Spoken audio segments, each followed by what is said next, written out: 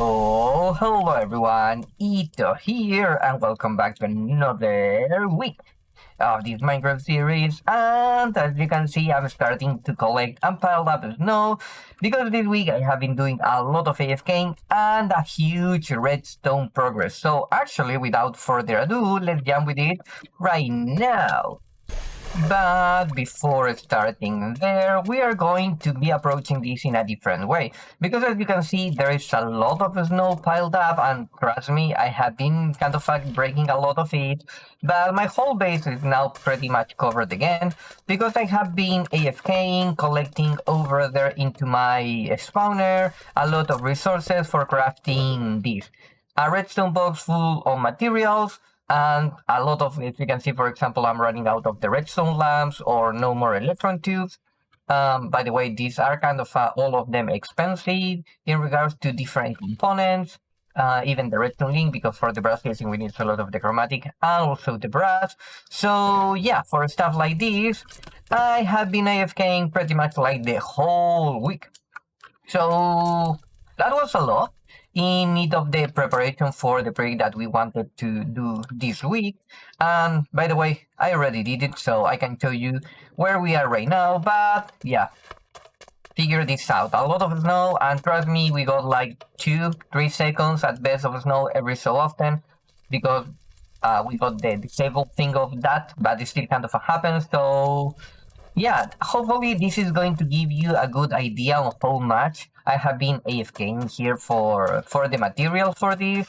So I'm going to, again, as I said before, I'm not going to go little by little on the details. I'm just going to give you kind of an idea. Hopefully you are going to be able to understand that redstone is not that scary, because otherwise the video today is going to be like super complex, and trust me, I think it's really quite simple. So let's go with that. But before jumping inside into the workshop, I'm going to talk about that guy and the engine, because I got some kind of a hiccups here and I needed to solve some issues. So for example, for getting access to all of the different redstone links, and I crafted a full stack prior to this one and some other materials. I needed to craft a lot of the casings, and especially for this one we need the block of grass. So I made this kind of a monster thing here, where I just got an array of coppers, grabbing items from this chest that are going to input the copper, and for this one the zinc, or you can reverse them. Then of course we are going to mix it. I just manually input some extra materials that we got from clearing out pretty much the village here. You can see the mechanical arm is going to feed the blaze burner to keep it running, and then the brass is going to come out. I just can put it into my backpack, and as you can see I got brass ingot, and I already compacted a lot of them into blocks.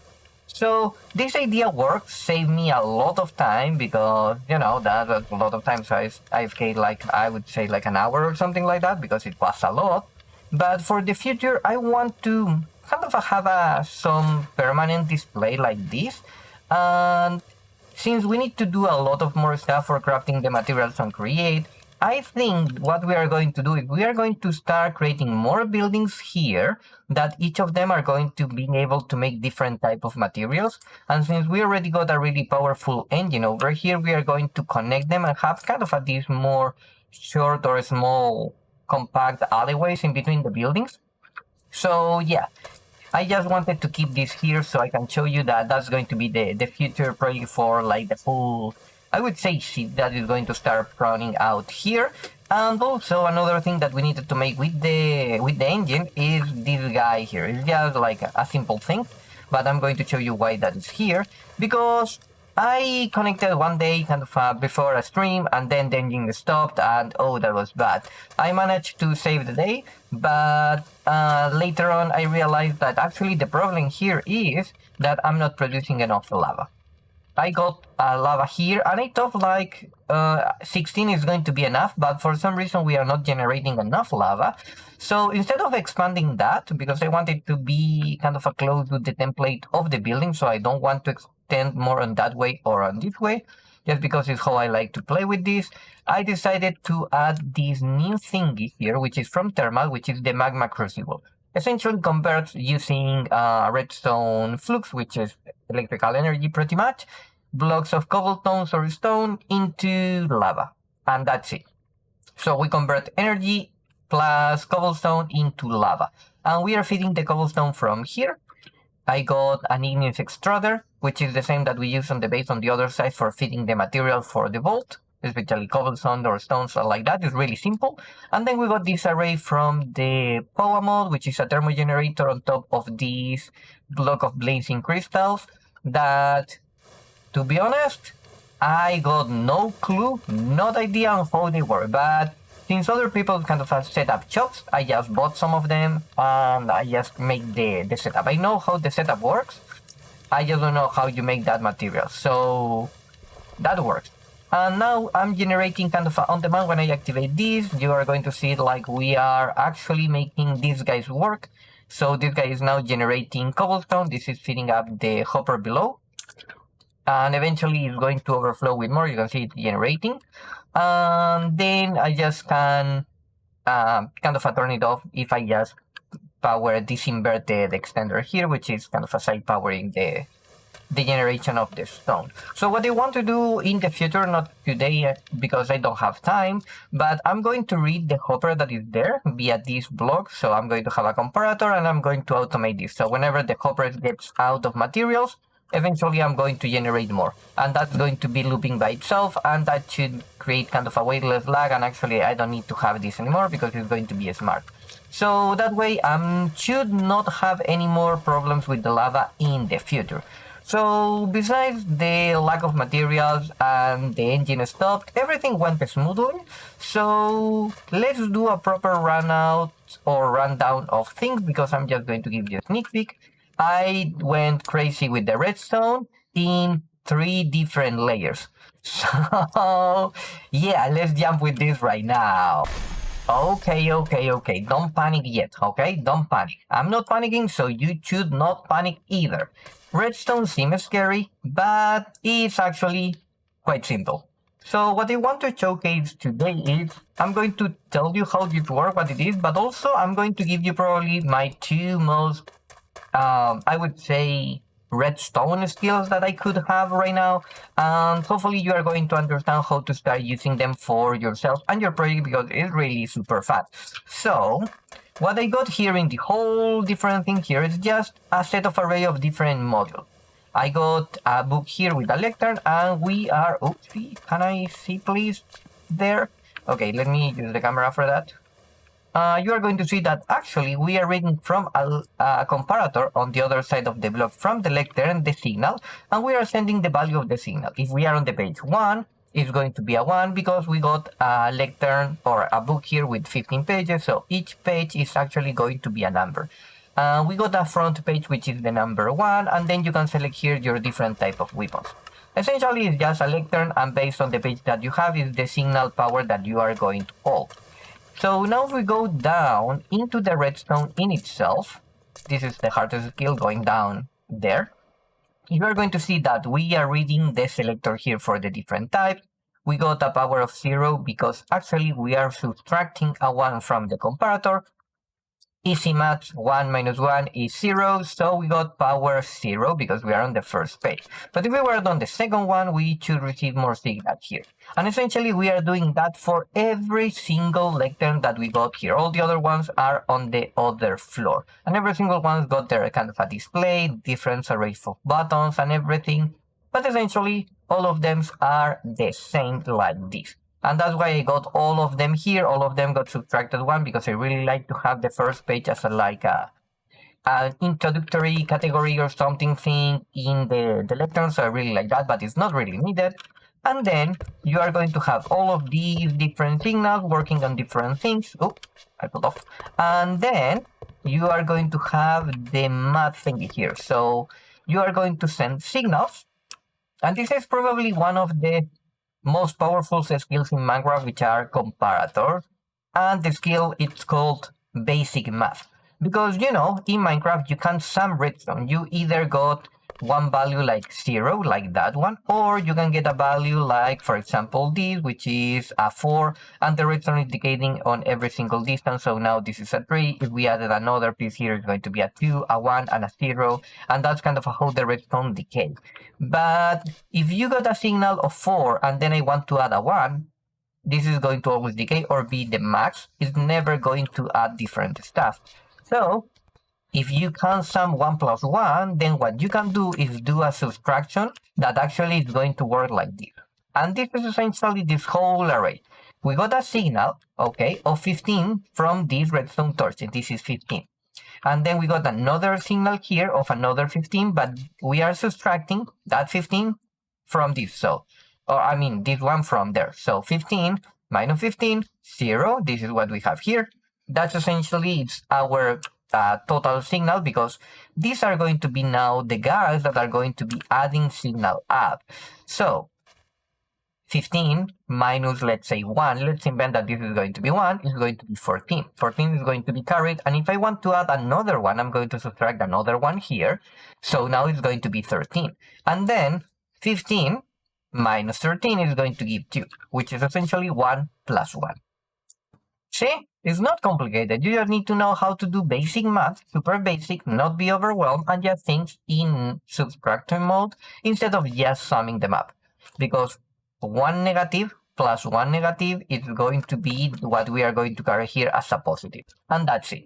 And then we just got different kind of display things and stuff that are a little bit more complex, but they are just for fancy. So that is one of the skills, and everything is going to be based on that. It's how we are going to convert pretty much every different lectern selection into a value there with different modules and stuff like that. So with that, we got covered one of the easiest basic things that we got here, which is how the inputs are going to work. And then if you select, for example, we are going to select, let's say we want to craft an let's say a sword. I really like the swords, and then I just press this button. I'm going to allow the signal to go over there, and as you can see, this is the cost, and then I'm going to get different stuff, and the display panels, they are going to be more complex, so we didn't have time for working them on this week, and we are going to take a break after going for that. So now we can go on to the second floor, and we can keep adding modules. For example, let's say I want the strong thing here. I'm going to add it. This is going to cost me 3 points. 3 points over there, and also 3 points over here. Let's say that I want to add another power for my weapon, so I'm going to add that on cost of 3 also. So yeah, added 3. I got the 3 points. Now I'm on, this is called like overcost, so now this is an overcost of 2. That means I need to add the negatives here. So I'm going to add a -1 over there, and probably I need to choose another -1 over there. Now we got the total cost of 6. So now we can craft it. Really simple, because we are just counting numbers. So again, that's a 3, that's a 3 plus 6, -1, which is -2, so 4, and 2 plus 4 is 6. See? Simple. Not so complicated, not so complex. But now we need to go on the second part, which again, this is where everything got scary, but also way more cool, which is the logic. So now that you've mastered the redstone skill of math, now we need to go for the next biggest one, which is the redstone skill of logic. And yeah, could be a little bit overwhelming at the start, but trust me, it's really simple and actually really powerful. Because this is going to be the basic of informatics, and if you dominate this, you pretty much can start going bigger and crazy with this, so it's really, really cool and also really, really fun. So let's go with that. That means now we are going to activate another module that is going to help us to make this more obvious pretty much. So we got the first page, signal strength of 1, signal strength of 2, signal strength. Let's use the 3 one here. We can press the button to activate it, and you can see there are going to be only 2 lamps because we got configured it. So that's kind of what we want, or what we have at the end. But the logic behind this is going to be really interesting for this part, because here we're going to use pretty much essentially everything that we have talked about and a little bit more. So we got here the signal of 2, because again we are subtracting 1, so page 3, signal of 2.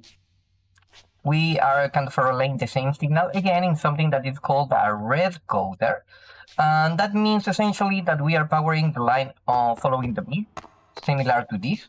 So here we don't have the log, so I can show you. So now we are powering that block, which is turning the redstone lamp off, and then we got an offset of this one, so we are repowering this block. meaning essentially that now both of them are powered. You can see that both torches are off because the blocks behind here are getting powered, right?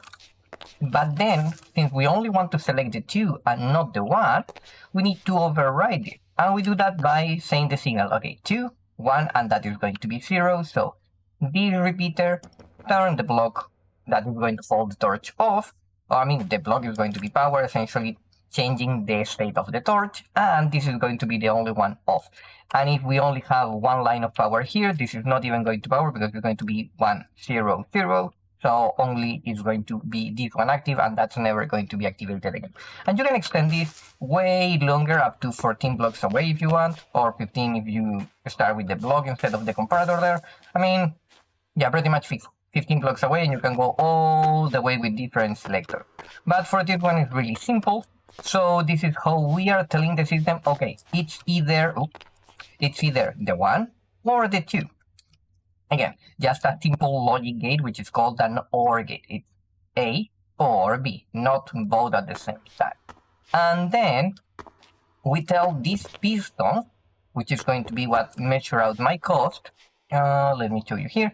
It's either 1 or 2 because we are just sending one signal at a time.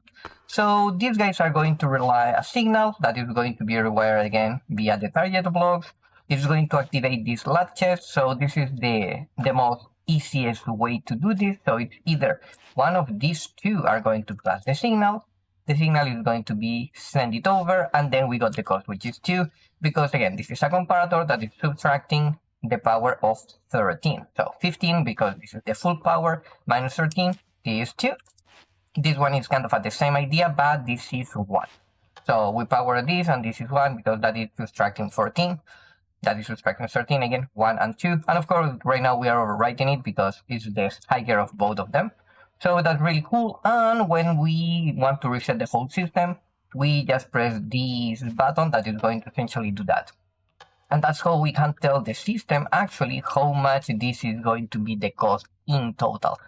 So with the stuff like this, we can configure things that are a little bit more logical, complex, like this one actually, which is the room or the door of the room. So as you can see now, this is going to be closed. I got this open because I was using them, and we want this to be active. So for this one specifically, when we send the signal output of pressing one specific button that we are going to show later on, we are going to activate this guy, which is going to send a signal of 15 constantly all the time, but we are going to convert it into a pulse. So it's going to be like a pop, a simple boop there, and that's going to activate the sequence gear shift that we got here once. And that guy, what it's going to do is going to rotate 90 degrees, so it's going to be open that way. And then it's going to wait for a next signal, and when we send that again, it's going to revert back and it's going to close this room, because you want this to only activate in a specific condition. So when we press the close action, it's going to reset this guy, so that way we can activate it again. It's going to activate this one, which is going to send the same signal again, and that is going to close the door. And this whole thing is kind of important because right now, even if we selected some things inside the door, kind of we are tricking the system because you don't have a way to activate it, and that's only going to be here when you actually got something that requires a projectile. So for example, I got here selected the crossbow, and now you are going to see like this piston, it's extended, so it's going to allow the signal to travel. But if I change the page to something that doesn't have that, the piston retracted, and essentially now it doesn't send the signal. And the cool thing here is, I need to tell you that again, okay. So let me go with camera. And the cool thing here is now we need to also activate this for when the page is going to be all the way up to pretty much this one, which is kind of the last one, but not there. So only one page at a time. So essentially on the signals that are going to be 7 and 2, or for us, what are going to be the signals 1 and 6. And the reason for telling this is kind of aware now we are going to need that set logic, because we are essentially conveying our intention through the redstone power. So we are saying, okay, when you receive that signal, depending on which page on the lectern is there, you are going to subtract from the first one 5. So again, this is going to be for only on the 6. You're going to power this block by 1, because again, 6 minus 5 is going to be 1. We are going to send a power of 15, so you are going to activate the piston. If then the page is 7, that means 7 minus 5 is going to be 2. You activate this, but also you activate this one, because it's going to be 2, 1. This is 15, and then we are going to override 15 here, essentially telling the comparator, send 15, minus 15, send 0. So don't send a signal at all. And then we're going to do the same here, but just shorter. It's signal of 1, you can see, power, 15, activating the piston. Signal of 2 is going to override here, activating a 15 minus 15, 0. And that's how we are going to control here if this needs to be active or not. So, for example, if I got the wrong one, the one that doesn't require to open that door, for example, this one, let me show you, is just like that, piston up. I'm going to press the button, but the signal is not going to send it over there. So press the button, boop, signal lost, nothing happened. But if I got the right page, and I'm going to show you that the door is closed right now, we press the button, now the signal is going to pass through and it's going to make the boop there.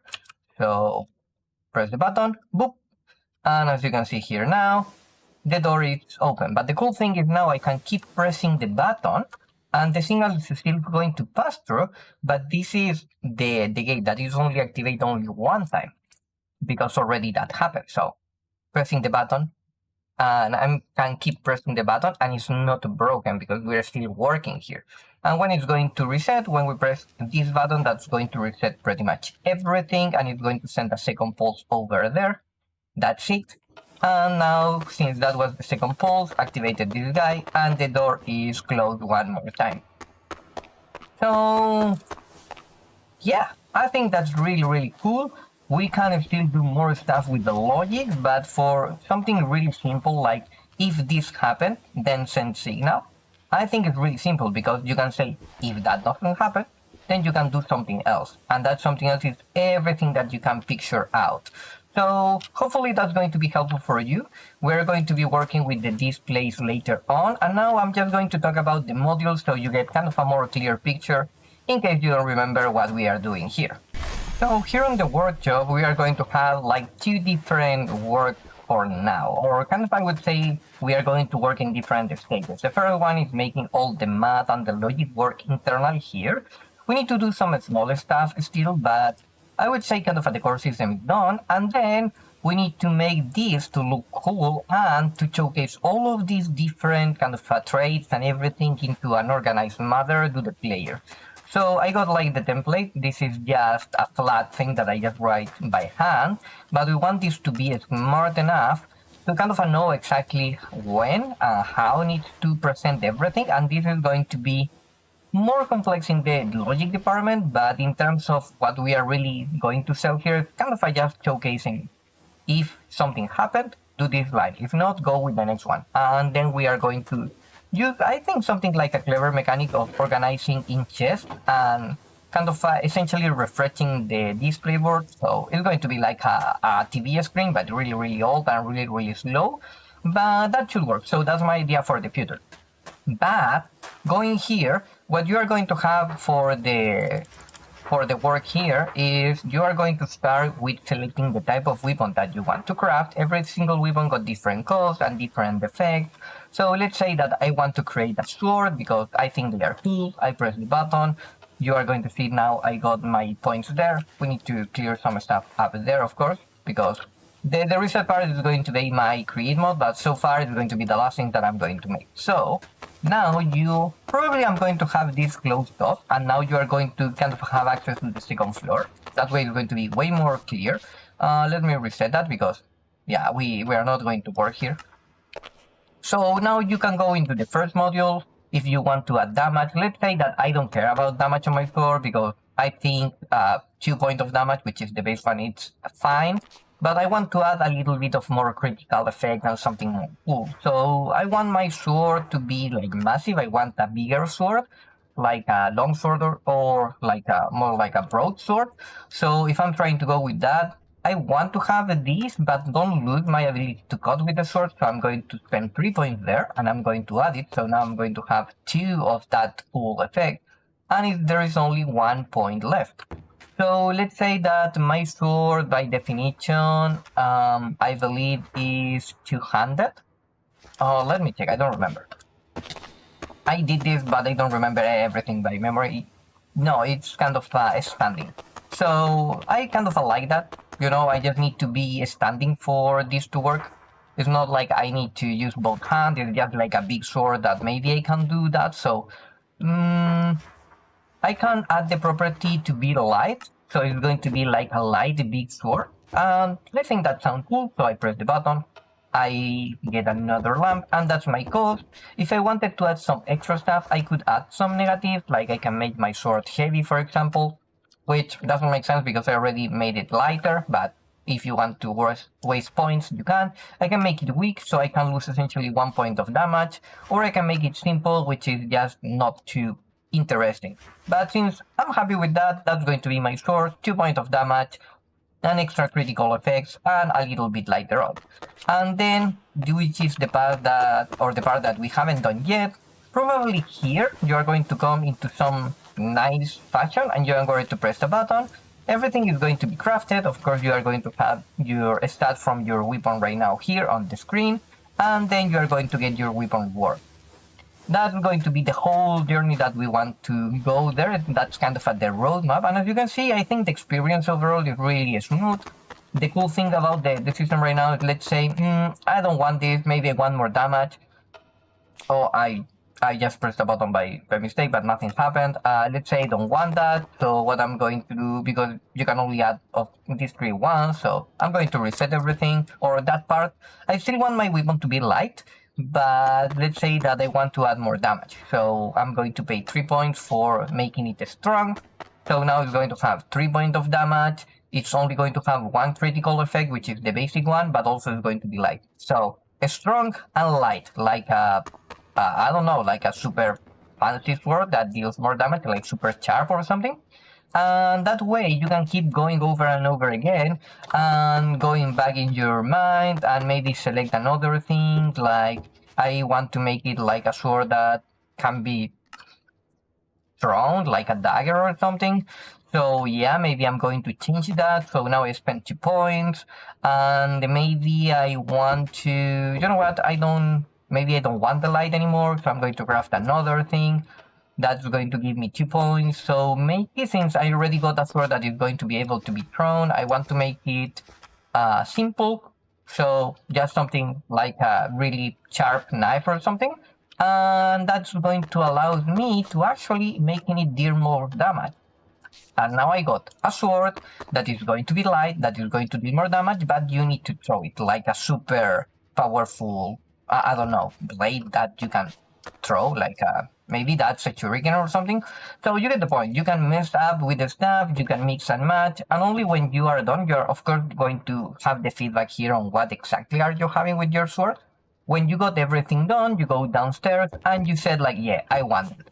So multiple options. We can keep expanding the system if we want to, but for now we're going to stick with it. And now we need to go for the next week, going into all the different displays and stuff.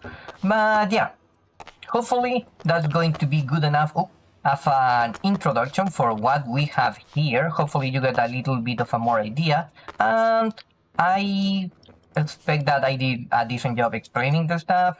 To be honest, I didn't want it to go like exactly module by module because I have explained this prior and also on stream, but hopefully with this, knowing a little bit of how you use math with comparators in terms of signal strength, and also how you use logic gate for kind of fast telling the system if this is on, do this, or if not, do something else, you can kind of make some more complex mechanics like this one. So hopefully that's going to be useful for you. And I would say like from here, this is going to be pretty much what we have done the whole week, and pretty much we are done with everything. So yeah, see you on my stream. We are going to take a break from this project, but we are going to just grab more materials and grind it more. So yeah, see you there. Bye bye.